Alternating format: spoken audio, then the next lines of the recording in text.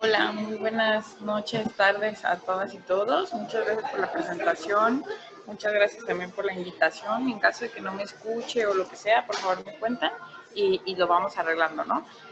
Bueno, primero quisiera comentarles que esta charla va a ser o intenta ser también muy dinámica, donde todas y todos nos preguntemos cosas, pero también donde encontremos diferentes respuestas para esas preguntas, ¿no? Entonces, bueno, voy a comenzar a compartirles una pequeña presentación que yo preparé y, bueno, pues que espera ser como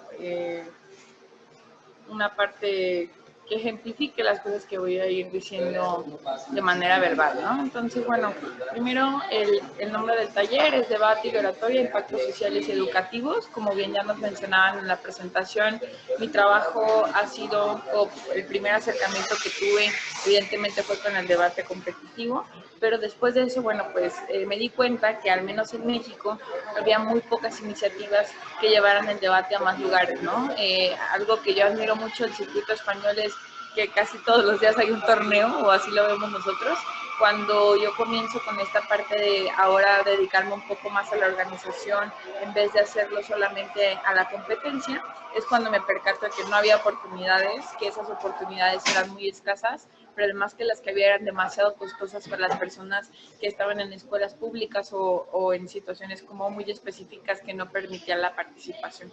Entonces, ¿para qué les cuento todo esto? Para platicarles básicamente que esta capacitación va a tratar sobre qué es el debate, qué es la oralidad, cómo lo podemos aplicar, pero también de qué manera podemos hacerlo mucho más accesible y además de eso, qué impactos nosotros podemos generar a través de estas herramientas, ¿no?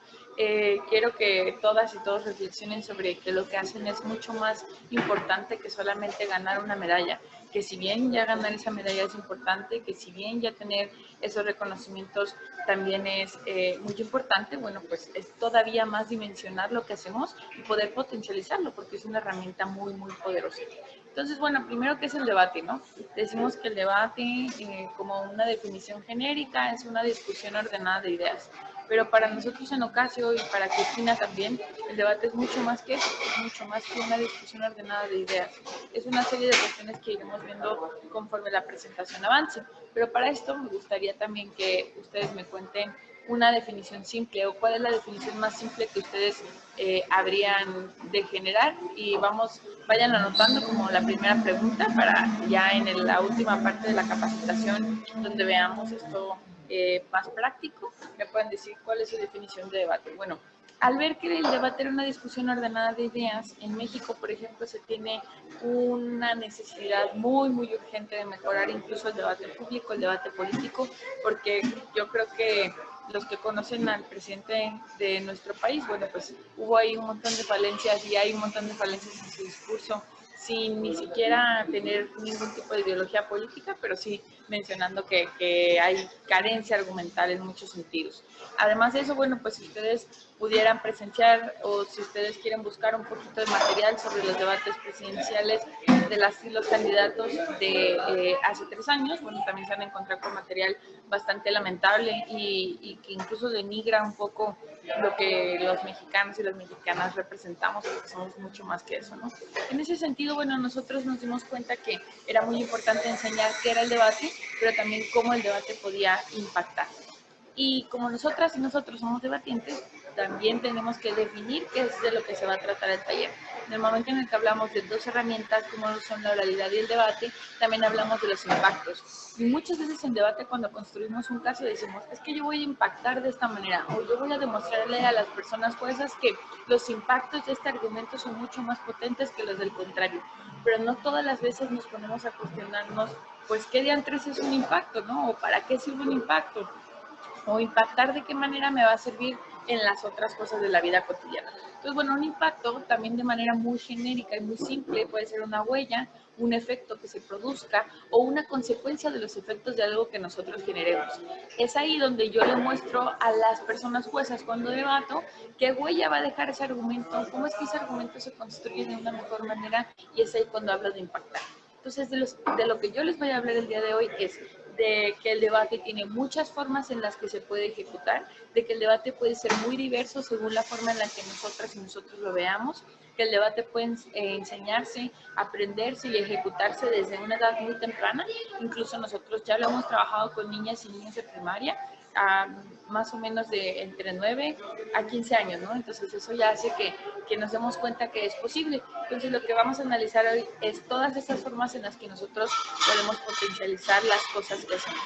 Entendiendo pues que existe el debate competitivo, que este debate competitivo dota de habilidades al estudiantado muy diversas, no solamente de oralidad, sino también de análisis, también de una cuestión que tiene que ver con competencias culturales e incluso de adquisición de conocimientos nuevos. También podríamos analizar cómo esas cuestiones que ya de por sí nos da el debate competitivo impactan de manera social.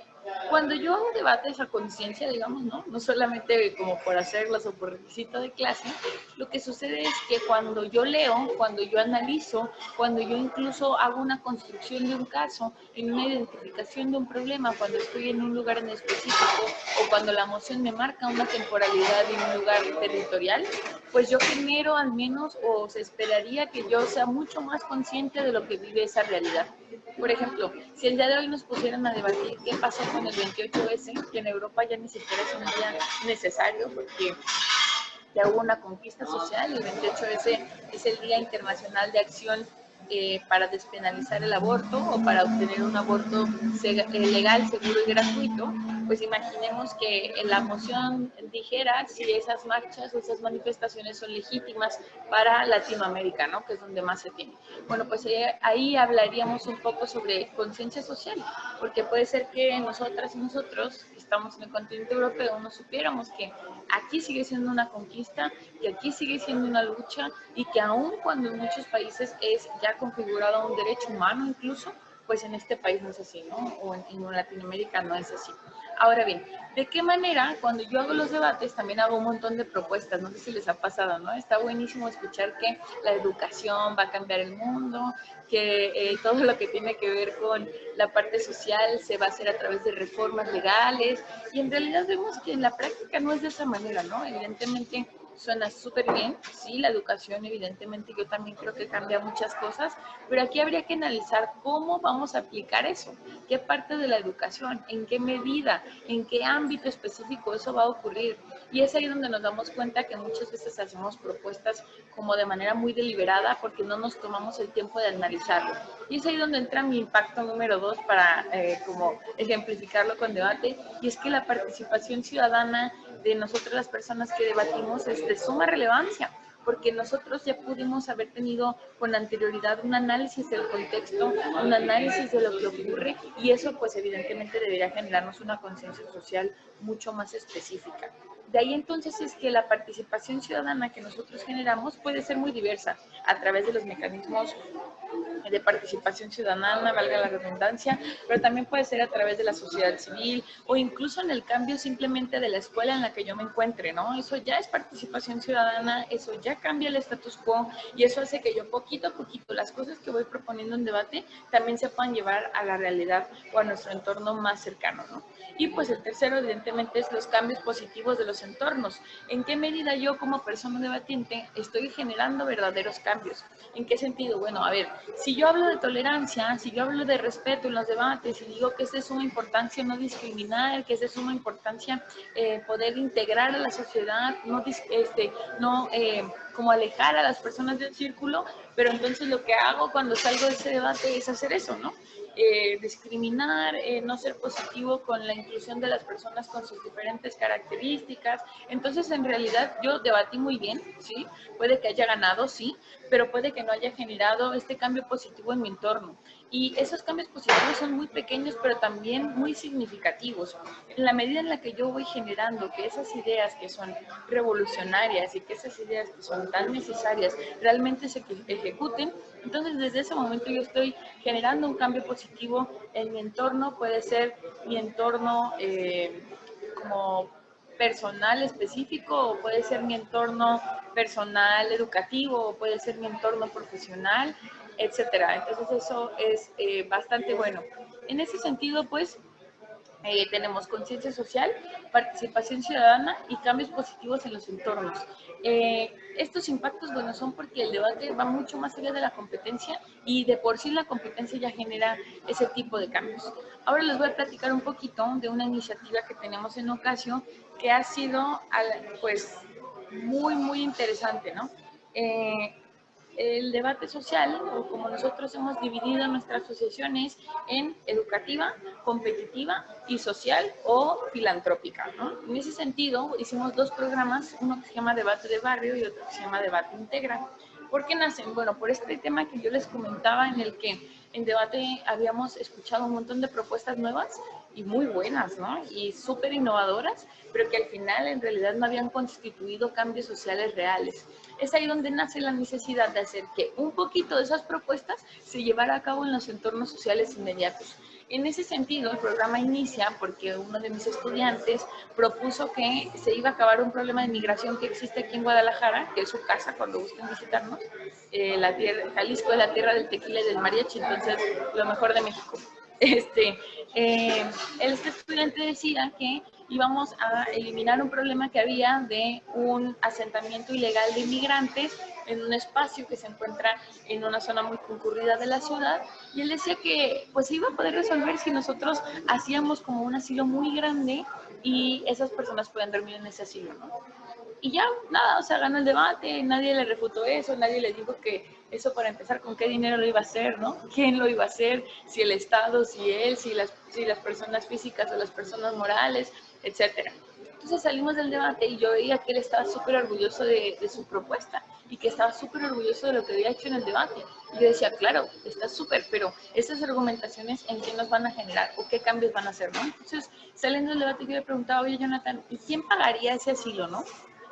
¿Y tú consideras que todas las personas migrantes que se encuentran en ese asentamiento irían a ese asilo? Y otra pregunta, ¿qué pasaría porque ellos van y vienen? ¿Cuál sería el control? ¿Cuál sería la capacidad? ¿Quién cuidaría ese asilo? Bueno, ya se imaginarán todas las preguntas a la propuesta del año, que era generar ese asilo de migrantes, ¿no? Entonces, él me decía, no sé, y nunca había pensado en eso. Solo pensé en que eso podía hacer ganar el debate porque era una propuesta que sonaba innovadora. Entonces yo me di a la tarea de proponerle a él y aparte del equipo de Ocasio que fuéramos a donde estaba ese asentamiento, a ver qué pasaba, ¿no? O sea, a ver de primera mano qué necesidades tenían esas personas, por qué esas necesidades eran de relevancia y sobre todo a generar debate social. ¿Qué es para nosotros generar debate social? Bueno, en primer lugar, escuchar a las personas que tienen una situación desfavorecida. ¿Por qué? Porque la mayoría pasamos por la calle y damos una moneda o damos comida, pero ni siquiera sabemos cómo se llama esa persona. No nos enteramos que esa persona no necesariamente está en esa situación porque así lo desea, entre mil cosas que ya se podrían imaginar. Entonces fuimos a ese asentamiento, platicamos con esas personas. Obviamente nos dimos cuenta, y Jonathan sobre todo, porque en ese momento era un niño mucho más chiquito que ahora, se percató de que ahí no era la realidad que marcaban los libros, ¿no? Que había personas en ese asentamiento que ya no se iban a ir, que ya estaban viviendo de esa manera y que les gustaba vivir de esa forma, o no necesariamente que les gustara, pero ya se habían acostumbrado, ¿no? Incluso vimos muchos problemas que tenían que ver con pues drogadicción, problemas que tenían que ver con abuso de personas, con prostitución, etcétera, ¿no? Y al final se dio cuenta que parte de la población ya se iba a quedar ahí, ya estaba sentada ahí, esa era su casa, y la otra parte realmente sí era la que era migrante.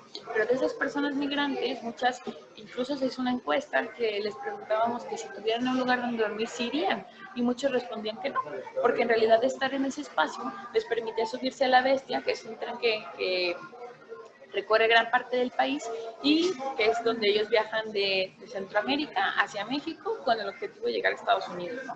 Entonces yo decía, no, yo no me iría ahí porque pues evidentemente a mí no me conviene, no tengo cómo trasladarme, y ahí nos dimos cuenta que incluso ellos no tenían acceso al transporte público porque estaban sucios, porque su aspecto personal no se veía bien, porque la gente decía que les iban a robar o que eran delincuentes, etcétera. Entonces, de ahí fue como comenzamos a encontrar que esta parte de socializar con las personas que nosotros tanto mencionamos en debate era súper importante. Y bueno, pues pudimos hacer muchas cosas, no tan grandes como ese asilo que nos hubiera encantado haber instaurado, pero sí pudimos hacer algunas otras. Por ejemplo, conseguir identificaciones para algunos que hace mucho habían perdido un acta de nacimiento, una DNI. Por ejemplo, también incluso hacer traslados cortos de un lugar a otro, darles la oportunidad de que se asearan en algún lugar, llevarles productos para poder ayudarles como con esta parte de la aseo personal e incluso atención médica en algunos casos, porque pues en el momento en el que ellos intentan subir a la bestia, algunos terminaban sin mano, sin dedo, y pues así, o sea, la piel viva la traían y así vivían y así convivían.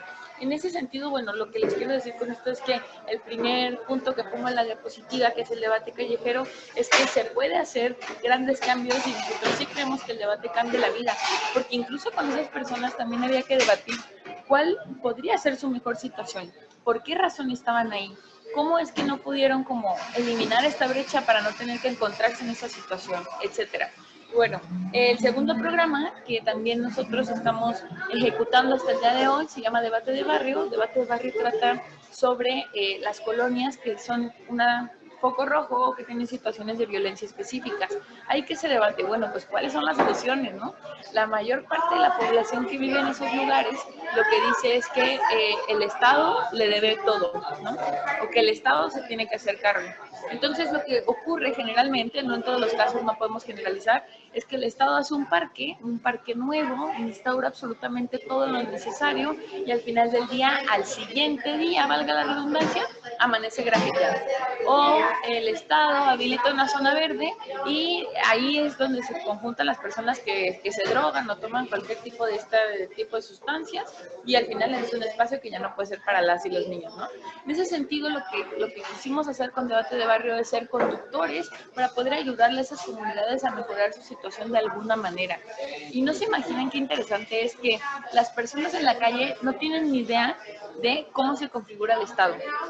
No tienen ni idea de quién es competencia, de a qué autoridad le toca encargarse de tal o cual cosa, por ejemplo. Incluso tampoco tienen ni idea de que tienen derecho a algunos apoyos sociales, que tienen derecho a que el Estado les garantice algunas cosas que ellos no pensaban, pero sobre todo este tema del debate de barrio nos llevó a reflexionar un montón sobre la conciencia que no tenemos como comunidad y eso es en realidad lo que se hace, ¿no?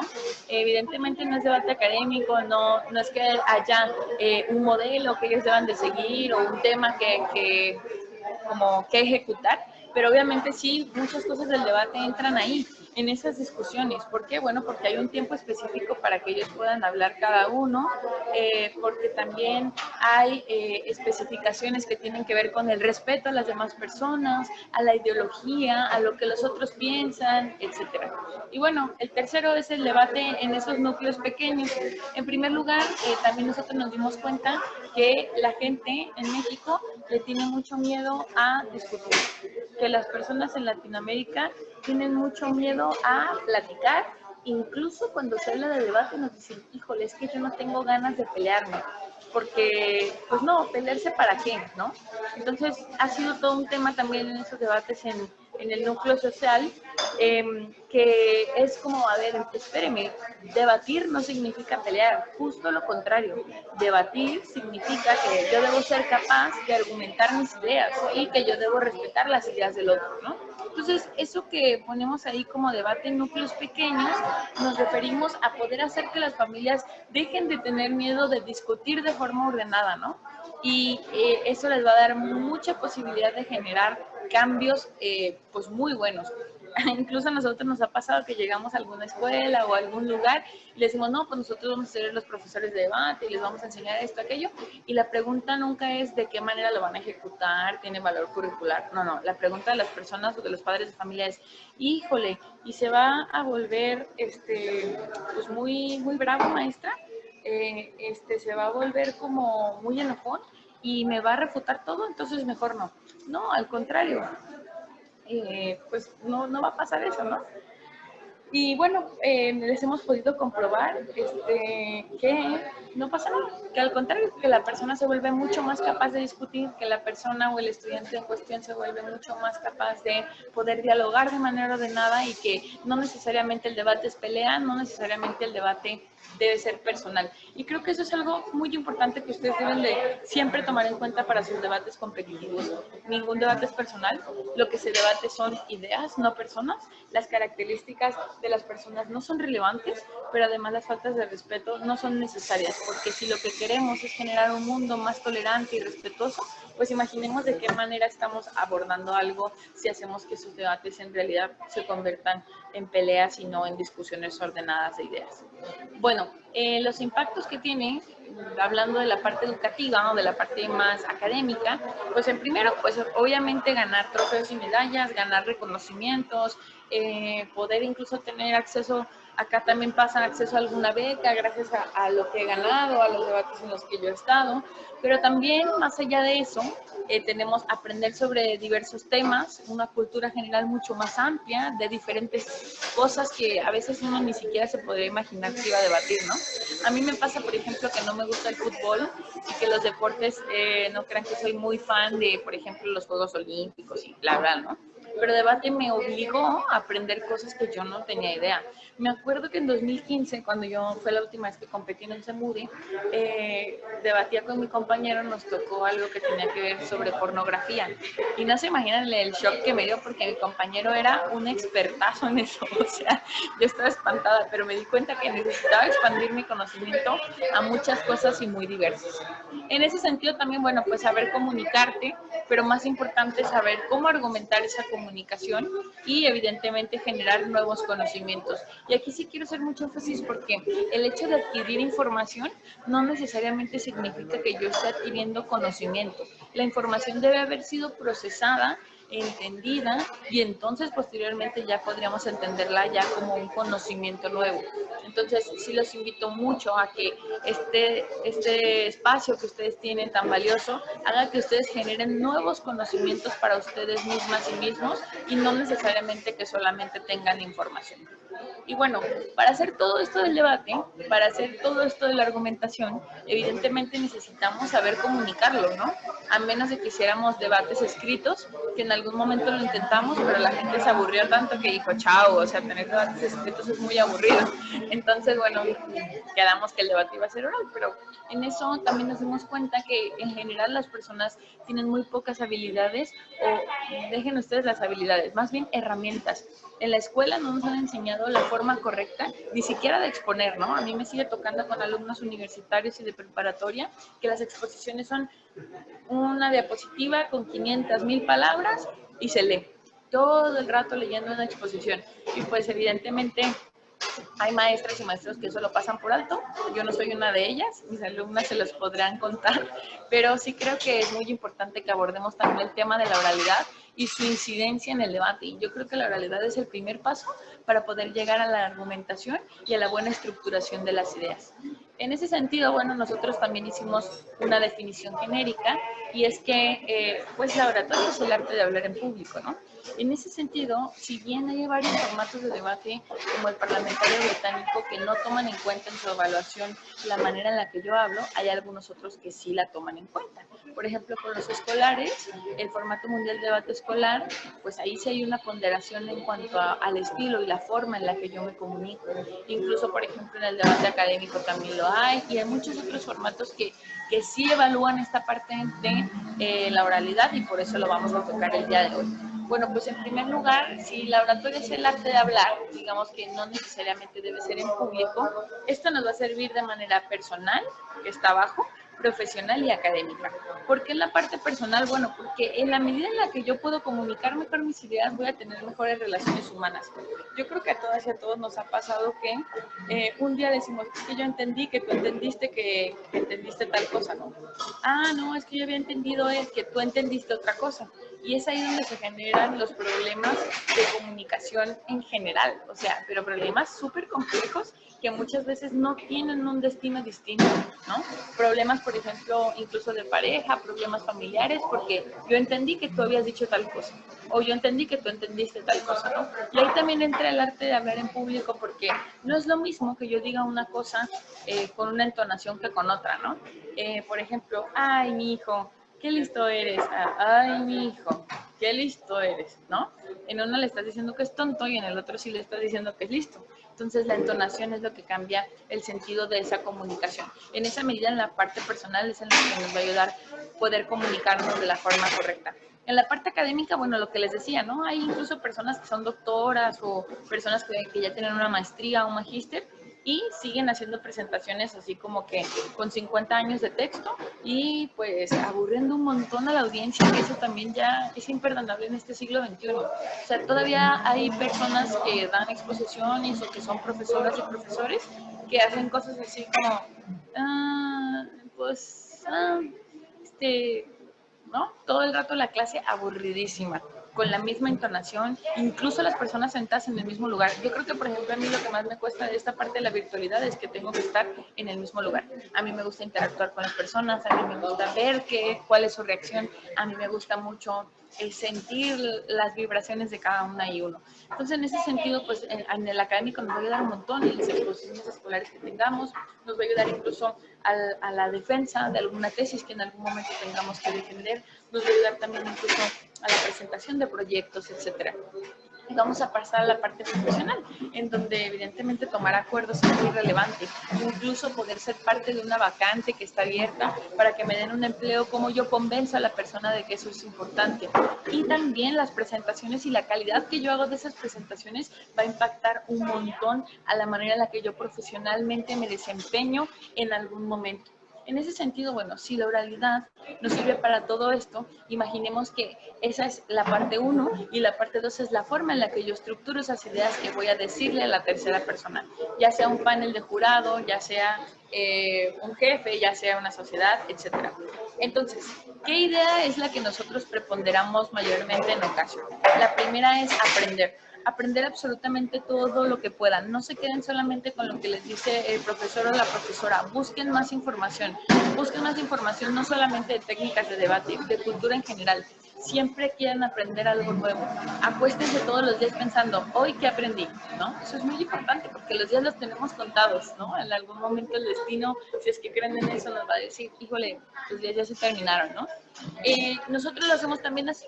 Primero enseñamos lo que debemos enseñar o lo que podemos enseñar, lo que está a nuestro alcance o lo que nosotros ya hemos ido desarrollando. Y después entonces va la parte competitiva en donde ese aprendizaje se pone en marcha, ese aprendizaje se pone en práctica debatiendo, ¿por qué no participando en competencias? ¿Por qué no avanzando en esas competencias, mejorando mis habilidades, aprendiendo de los feedbacks que me den en todas las competencias en las que yo participe y también poniendo en práctica esos feedbacks, ¿no? Porque de nada sirve que la persona jueza me diga 70 horas un súper buen feedback y al final yo haga lo mismo en el siguiente debate, ¿no? Ahí hay que tener un criterio bastante amplio para poder entender eso. Entonces luego, pues servir. ¿Y a qué se refiere servir? Pues a poner en práctica todo lo que nosotros aprendimos debatiendo y aprendimos en la primera parte que era educándonos, ¿no? ¿De qué manera nosotros vamos a poner al alcance de la sociedad esas cosas que ya aprendimos? Y cosas que para nosotros pueden sonar súper simples, pero que para una persona pueden ser súper diferentes, ¿no? O súper necesarias. ¿Cuántas personas de las que conocemos actualmente son personas que, por ejemplo, sepan sobre derecho laboral, ¿no? Y eso no debería ser exclusivo de abogados, deberían saberlo todas las personas, porque en algún momento pueden sufrir un despido injustificado, porque en algún momento pueden no pagarles lo que les toca por ley, etcétera. Entonces, que yo ya comparta ese conocimiento, que puede ser que en algún momento haya adquirido en debate, ya hace una diferencia. Bien, hay cosas que sí podemos poner al servicio de los demás, que podemos potencializarlas a través de lo que debatimos. Otro ejemplo es iniciativas sociales para poder dar a conocer estas herramientas, ¿no? Nosotros hemos dado capacitaciones a mujeres que están en situaciones de vulnerabilidad, por ejemplo. Hemos dado capacitaciones a juventudes que han sido violentadas en algún momento en su vida. Y este tema de poder hablar, de poder defenderse, de poder debatir, de poder argumentar, les juro que les ha salvado la vida. vida. O sea, literalmente una persona que puede comunicarse, que puede decir lo que siente, ha sido salvada en muchísimos sentidos. Entonces, ¿a qué les invito? Bueno, a que pongan en práctica este modelo que nosotros hemos estado experimentando y que evidentemente sí ha funcionado. A que no dejen que solamente se quede en su participación en competencias, que ustedes puedan debatir y hacer más debate, ¿no? Aquí seguimos teniendo, por ejemplo, voy a ahorita proyectar otra presentación.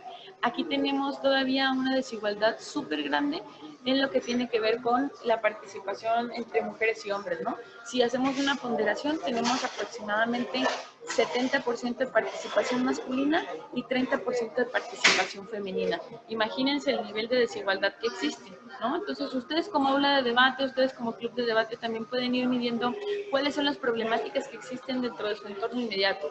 Les voy a proyectar una iniciativa que acabamos de hacer como organización que tiene que ver justamente con la participación exclusiva de mujeres en un rubro, que sería en este caso en la oralidad. Y bueno, pues hemos tenido súper buena convocatoria, hemos tenido una recepción increíble. Este concurso está abierto a nivel internacional, si alguien se quiere sumar. Pero en realidad mi objetivo con mostrarles esto, más que hacerle promoción a ese concurso, es que ustedes se den cuenta que pueden hacer muchas más cosas que solamente competir. Ustedes pueden generar iniciativas que cambien la visión de una sociedad entera o de un circuito entero, ¿no? Bueno, esta convocatoria, como les decía, es exclusiva para mujeres, trata sobre discursos, sobre temas que tienen que ver con temas de género o con temas que le conciernen mucho y son importantes para las mujeres en la actualidad, y la idea es que pues justamente esas mujeres participen, ¿no? También les voy a mostrar otra iniciativa que tenemos actualmente, que es una convocatoria para personas que van en colegio. Como les mencionaban también al inicio, nosotros hemos visto que los espacios para personas de colegio son muy reducidos, muy limitados y en muchos sentidos también muy costosos, al menos en nuestro país. Entonces, nosotros estamos generando una iniciativa en la que estas personas pueden concursar y, bueno, además pueden recibir una capacitación, ¿no? En este caso con el formato de debate mundial escolar, que nosotros fuimos la primera organización en hacer un torneo de secundarias a nivel nacional en español, y que también tenemos uno nacional de preparatorias, que es bachillerato antes de la universidad, para personas también que están en preparatoria. Entonces, si bien en este caso hay toda una capacitación sobre qué diantres es el formato, cuáles son las posiciones, para qué sirve cada una, etcétera. Y lo que hicimos el año pasado con las propuestas que salieron de este tipo de convocatorias estuvo súper chido, porque fue justamente esas propuestas, ponerlas en un repositorio y que ese repositorio nos sirviera como guía para la labor social que tendríamos que hacer posteriormente. Otra cosa que les puedo compartir es que acaba de pasar nuestro torneo abierto de debate Ocasio, que es un torneo internacional en formato parlamentario británico para universitarios y escolares, porque está abierto, pero en esa iniciativa tuvimos toda una serie de talleres que denominamos Educa Más, que pueden encontrar en nuestra página de Facebook, que están disponibles para el público en general. Y esa iniciativa pues tuvo absolutamente capacitación de todo, porque también muchas veces pensamos que con saber construir un caso o con saber argumentar ya sabemos sobre todo, y no. Tuvimos talleres sobre educación y debate, por ejemplo, tuvimos talleres sobre debate social e iniciativas como Rap Debate, tuvimos algunos otros talleres incluso de cómo podemos tabular un torneo, de cómo podemos crear un torneo tanto digital como un torneo presencial. Tuvimos algunas otras sobre iniciativas generales de debate que tienen que ver con la parte social y su aplicación. Entonces sí estuvo bastante interesante. Y el producto de esto, que también les voy a enseñar, apenas tenemos la primera maqueta, pero ya estamos trabajando en como la edición de esto, fue o va a ser un manual de debate que tenga toda esa recopilación, pero en escrito. ¿Qué pasa? Que en realidad en debate no existe tanto material escrito en español. Existe un montón de material escrito, pero en inglés. Y si queremos nosotros ser un diferenciador en este tipo de iniciativas y hacer que más personas, por ejemplo, no sé, profesoras y profesores que quisieran tener material sobre debate, pues puedan tener, aunque sea un acercamiento a lo que es, a lo que puede ser, de qué manera lo pueden desarrollar, etcétera. Entonces, miren, les voy a mostrar, este es el primer borrador, todavía no se vaya a la editorial, este va a ser un libro que se va a ir a la editorial, pero les muestro rápidamente. Miren, aquí está el prólogo, como ven es bastante largo, son muchos talleres que se dieron durante algún tiempo de manera virtual y que ahorita ya está todo aquí escrito, ¿no? La idea es que pueda llegar a muchas personas, la idea es que sirva como material para también muchas personas, etcétera. Entonces, todo esto para decirles que lo que hacen es increíble, que el debate sí cambia la realidad, que pueden hacer a partir de la iniciativa que ya tienen muchas otras que son súper valiosas y que además van a hacer que su camino como debatientes, como jueces, como personas organizadoras de iniciativas en este tipo de herramientas haga una gran diferencia. Ocasio nació en el año 2016, tenemos 4 años trabajando de esta forma en 3 vertientes, académica, competitiva y social, y creemos y estamos muy convencidas y convencidos de que esa es la única forma en la que realmente vamos a poder cambiar el debate, vamos a poder cambiar a la sociedad y sobre todo hacer que lo que nosotros hacemos también esté en la calle, que las personas no tengan miedo de discutir y que lo que nosotros generamos como propuestas que podrían sonar como muy grandes y muy inalcanzables, las podamos ejecutar. Entonces, en resumen, lo que ustedes hacen es súper valioso, tiene impactos sociales y educativos, tiene impactos que ustedes pueden potencializar todavía más y lo que yo básicamente les mostré el día de hoy simplemente son ideas y algunas cuestiones que nosotros hemos ido viviendo, ido recopilando, incluso estamos trabajando en hacer un repositorio de las experiencias que tuvimos en debate Integra, por ejemplo, y cierro lo que les voy a decir para pasar a la parte de preguntas y respuestas de la dinámica con esa iniciativa de debate Integra tuvo el mayor éxito cuando nosotros conocimos a un hombre y una mujer que estaban en la calle, literalmente tirados en una situación muy deplorable, muy complicada, y nosotros nos decidimos a platicar con ellos. Les preguntamos qué pasaba, en qué podíamos ayudarles, etcétera. Y ¿saben qué ocurría? Que ellos, por algunas razones fortuitas de la vida y por algunas malas decisiones que tomaron, estaban en Guadalajara y ellos tenían una casa en otro estado y tenían hijos y tenían una familia completa. Nunca evidentemente habían sido indigentes antes de esa situación. Y lo que ocurrió es que nosotros pudimos hacer que ellos regresaran a su lugar de origen. Y con esa pequeña cosita que pudimos hacer, con un poco de dinero que pudimos reunir para llevarlos a su lugar de origen, cambiamos muchísimas cosas. Y todo empezó con una propuesta que también se generó en un debate competitivo que decía que nosotros teníamos que escuchar más a la gente de la calle, que teníamos que dejar de discriminarla por la forma en la que se veía. Y ese día hicimos eso. Simplemente pasamos por ahí, platicamos y a través de esa plática tocamos la vida de las personas. Así que todo lo que quieran y todo lo que crean y todo lo que imaginen lo van a poder generar. Debate y oratoria son herramientas súper potentes que realmente hacen el cambio social, que realmente generan una ciudadanía crítica y una democracia activa. Entonces, nada, eso es todo por mi parte. Primero voy a abrir como una parte de preguntas y respuestas y vamos a cerrar el taller generando una propuesta en conjunto. Entonces, no sé si alguien tiene alguna pregunta.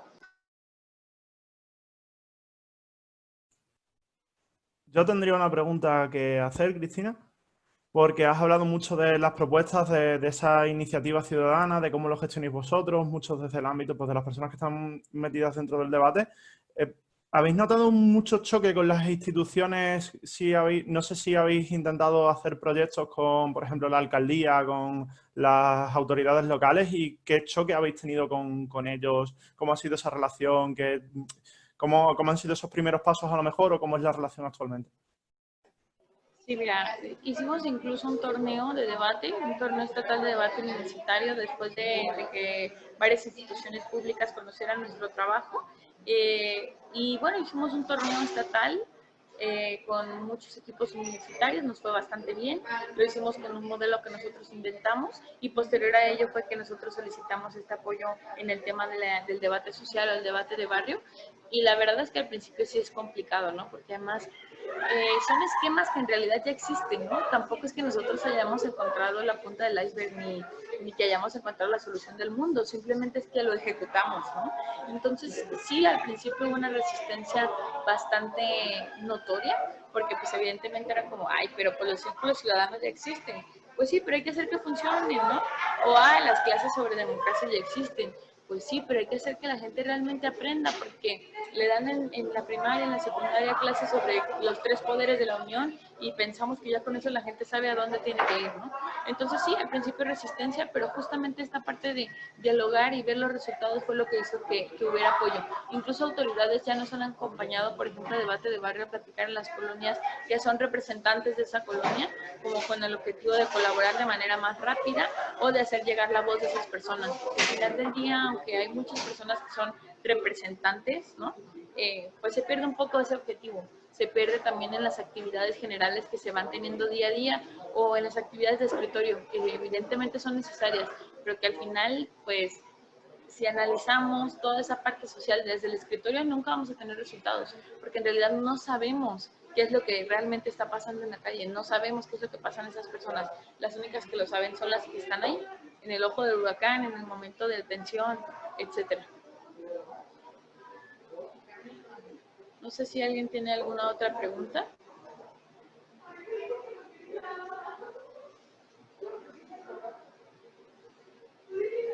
Bien, entonces lo que vamos a hacer ahora es, primero, vamos a conformar, como somos pocos, vamos a hacer que primero nuestra propia definición de este grupo sobre debate y oralidad, y segunda, cuál sería la iniciativa de valor que nosotros le podríamos poner a debate o al club de debate en el que nosotros estamos.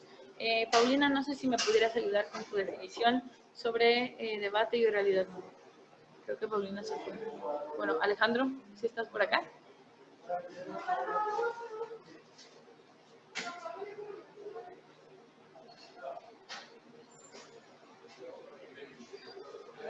¿No? Entonces, Reinaldo.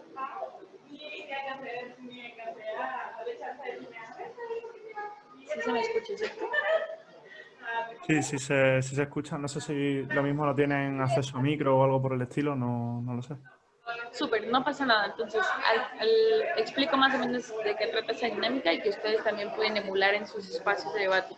Esa dinámica es generar en conjunto la propia definición sobre debate, generar en conjunto la propia definición sobre oralidad y posteriormente hacer una lista de problemáticas que se encuentren en su entorno inmediato y una lista de soluciones en la ejecución de. Por ejemplo, eso también nos sirve para nosotros cuando hacemos propuestas y mecanismos que tienen que ver con el debate competitivo, seamos mucho más explícitos y además mucho más realistas en cuanto a lo que nosotros estamos tratando de generar, ¿no? Si nosotros decimos que vamos a hacer ese asilo que les mencionaba como ejemplo al inicio, pues tendríamos que ver quién va a financiar ese asilo, cómo va a ser ese asilo, qué alcance va a tener ese asilo, ¿no?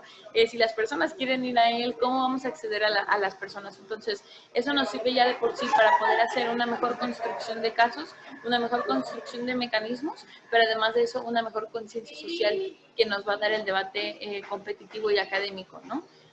Respecto a los círculos ciudadanos, por ejemplo, no necesariamente tienen que hacer círculos ciudadanos, tampoco es que un club de debate académico competitivo de una escuela necesariamente tenga que ir a la calle a ver lo que nosotros vimos, pero sí puede hacer cambios incluso en el propio club, ¿no? La manera en la que nosotras y nosotros nos conducimos en un lugar, la manera en la que nosotros percibimos el entorno que nosotras mismos generamos para que sean entornos seguros, para que sean entornos que realmente podamos pues compartir, ¿no? Nos dice Reinaldo a través del chat que la oralidad para él es una ciencia que puede ejecutarse como un arte, pues al mismo tiempo puede ser realizado a través de un método científico. Claro, evidentemente.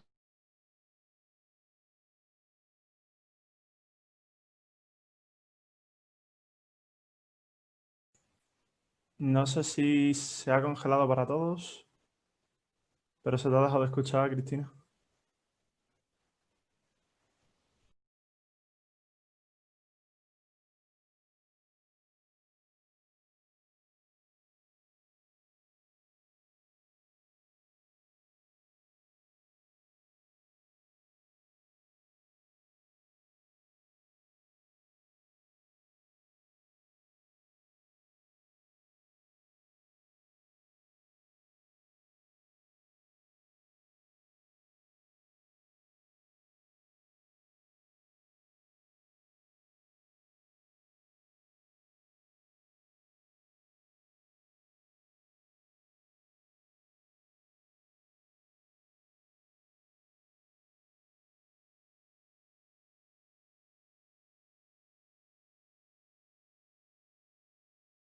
Estoy hablando en estos momentos con Cristina y volvería en un segundo.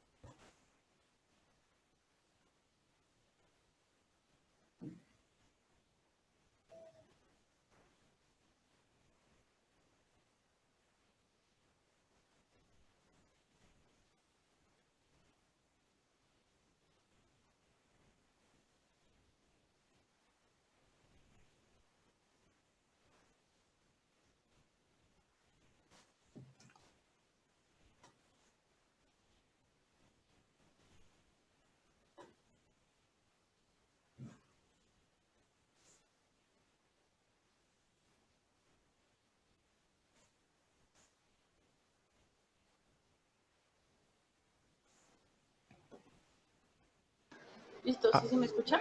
sí, se te escucha, ahora perfecto. Súper, es que no sé qué pasó con la conexión, ya saben que estas cosas son traicioneras, pero bueno, ya volví. Entonces, lo que les estaba diciendo al final era que esta parte de la generación de nuevas formas de hacer debate, esta parte de la innovación educativa, en la forma en la que nosotros ejecutamos, enseñamos o aprendemos, también es súper importante y muy valiosa, ¿no? Por ejemplo, yo con mis estudiantes hay un punto en el que ya están hartas de siempre llegar y debatir sobre un tema improvisado. Hemos hecho algunas pruebas que han servido bastante bien. Por ejemplo, hemos hecho iniciativas dentro de la misma clase que tienen que ver con un poco rap debate, un poco como combinar la música con la forma en la que nosotros argumentamos. Hemos hecho también en algún momento algo que nosotras inventamos, ¿no? Y que denominamos graffiti debate para que ellas pudieran como plasmar cosas en imágenes, en frases pequeñas que pudieran ser cuestiones que se pudieran argumentar al final del día. También hemos experimentado un poco, por ejemplo, con la parte de la expresión corporal, la forma en la que yo puedo explotar mi cuerpo para cuando yo estoy diciendo y argumentando cuestiones es súper importante y es súper bueno. Y además de eso, bueno, incluso hemos generado propuestas diferenciadoras sobre formatos. Hemos hecho torneos de debate en formatos que ellas mismas han generado. Hemos explorado también que ellas no solamente debatan, sino que también se encarguen de algunas cuestiones que tengan que ver con logística, con organización. Y eso ha sido muy, muy extasiante porque al final del día ellas van generando un liderazgo que el debate de por sí ya les da, pero nosotros lo potencializamos a través de la generación de nuevas responsabilidades. Un ejercicio que también funcionó bastante bien fue donde ellas, digo ellas porque en ese grupo en específico son solo mujeres, donde ellas hicieron un torneo desde cero, ¿no?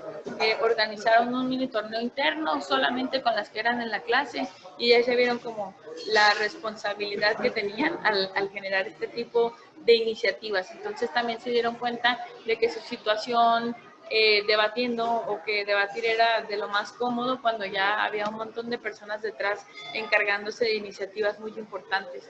Entonces la invitación final de Ocasio, de Cristina, es que ustedes experimenten todo, experimenten mucho más allá de lo que hay solamente en el debate competitivo y académico dentro del aula e incluso dentro del aula ustedes vayan innovando sus procesos, vayan innovando las formas en las que enseñan. Por ejemplo, otra forma en la que nosotros hicimos algo muy interesante era, había un pintarrón, en ese pintarrón poníamos una serie de palabras al azar que ellas mismas iban diciendo y después tenían que hacer todo un debate con la inclusión de esas palabras que existían en el pintarrón, ¿no?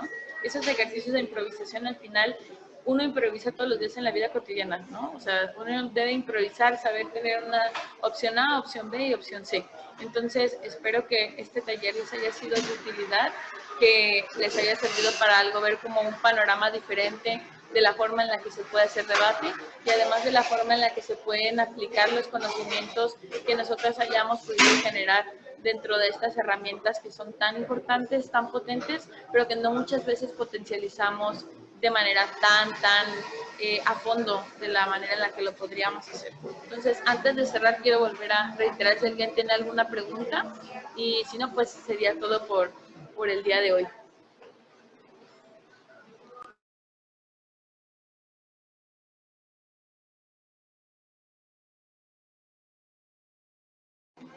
Súper, entonces les dejo en el chat Nos pueden encontrar en Facebook como Casio Comunicación AC.